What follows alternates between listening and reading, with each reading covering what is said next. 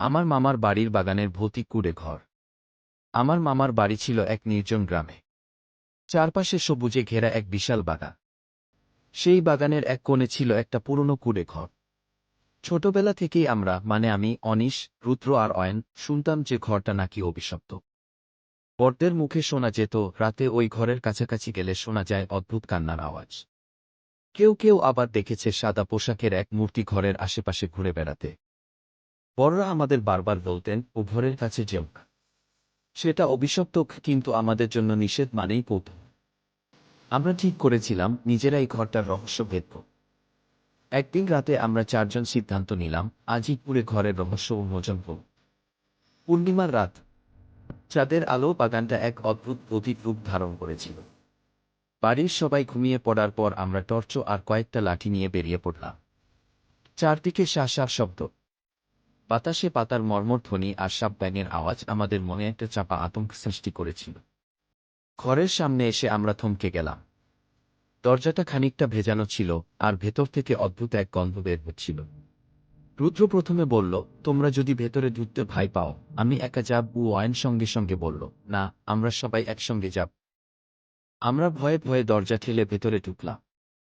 ঘরের ভেতর ধুলো আর মাকড়সার জালে ঢাকা। একটা কোণে কাঠের ভাঙা খাট পড়েছিল। খাটের উপর একটা পুরনো চাদর, আর তার উপর ধুলো জমে রয়েছে। হঠাৎ খাটের নিচ থেকে একটা শব্দ শোনা গেল। আমরা সবাই স্থির হয়ে দাঁড়িয়ে গেলাম। আমাদের টর্চের আলো দেখতে পেলাম খাটের নিচ থেকে একটা সাদা ছায়ামূর্তি ধীরে ধীরে উঠছে। মূর্তিটার মুখটা ছিল অস্পষ্ট, আর পুরো শরীরটা একটা কুয়াশার মতো লাগছিল। আমাদের চারজনের মনে তখন ভয়ের চূড়ান্ত পর্যায়ে। মূর্তিটা আমাদের দিকে তাকিয়ে কর্কশ কণ্ঠে বলল, তোমরা এখানে কেন এসেছ? আমার শান্তি নষ্ট করো না। অনিশ ফিসফিসিয়ে বলল, আমরা কিছু করতে আসিনি, শুধু দেখতে এসেছি গু। মূর্তিটা বলল, এখানে আর কখনো এসো না।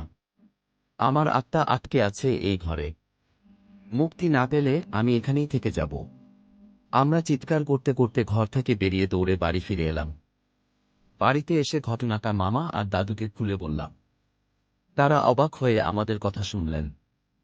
দাদু বললেন, ওই ঘরের ইতিহাস সত্যিই অদ্ভুত। অনেক বছর আগে একজন বাগানের কর্মী সেখানে থাকত। সে একদিন ঘরে আগুন লেগে মারা যায়। তারপর থেকেই ওই ঘরে এসব ঘটনা ঘটছে। পরদিন দাদু গ্রামের পুরোহিতকে ডেকে আনলেন। পুরোহিত বললেন, ওই আত্মা মুক্তি পায়নি, তাকে মুক্তি দিতে হলে পূজা করতে হবে। সেই দিন সন্ধ্যায় ঘরের সামনে পূজা হলো। মন্ত্র পড়ার সময় ঘর থেকে যেন একটা অদ্ভুত আওয়াজ বের হচ্ছিল। পূজার শেষে পুরোহিত বললেন, এখন আত্মাটা শান্তি পেয়েছে, এবার আর কিছু হবে না। পূজার পর থেকে আর কুঁড়ে ঘরে কোনো অদ্ভুত ঘটনা ঘটেনি। আমরা আর কখনো সেখানে যাইনি, কিন্তু সেই রাতের অভিজ্ঞতা আজও মনে করে শিহরিত হই।